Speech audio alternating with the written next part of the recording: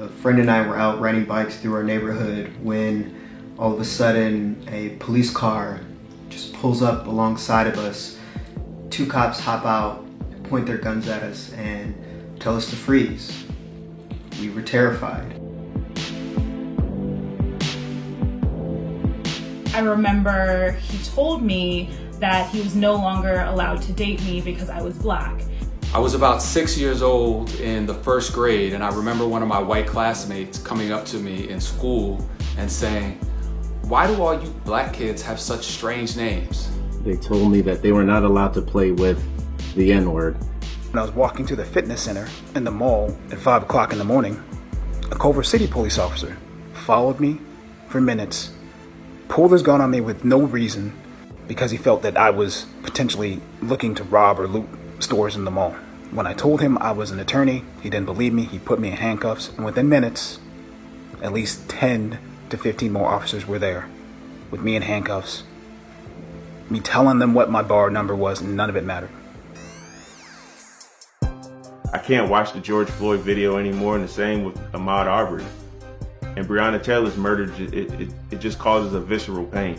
What made it real for me was when Trayvon Martin died, and I asked my father, "What would you have done if you had two boys instead of two girls?"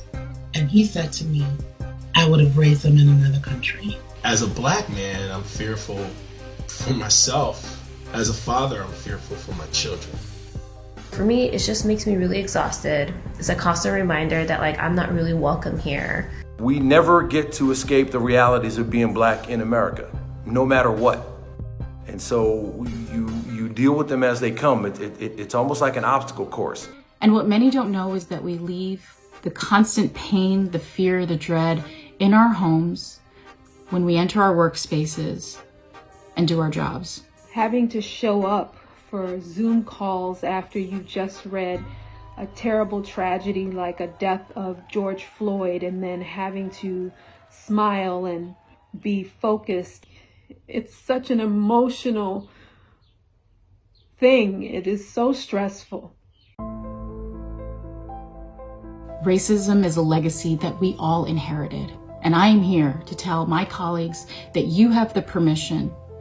In fact, it's expected of you to fight it. To my colleagues, I'd just like to say, educate yourself on this issue, systemic racism, because it's not just police brutality. It manifests itself in all facets of life. Be empathetic, be human. So let's start there. Let's start with the humanity of it all and really seek to understand each other's experiences. I say the first step is having uncomfortable conversations, what we call brave conversations.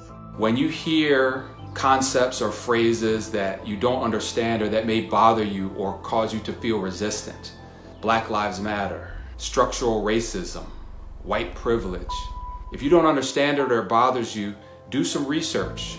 Really dig into it with an open mind. Go have a conversation and sincerely ask one of us. And it is encouraging that we have platforms such as this to express ourselves and give people an idea of the fear that we have just being African American. And we as a global company can continue to lead the way in tearing down what I believe are harmful stereotypes and characteristics that have been seared into the conscience of the world. We want the same things anybody else wants. We want happiness. We want a good life. We want great relationships with our family and friends. We want hope for the future, for our kids. I would love to be able to just have the same life experience, the same opportunities as someone who does not have my skin color. But hopefully this is a reason for you to speak up in the future and be like, this isn't right.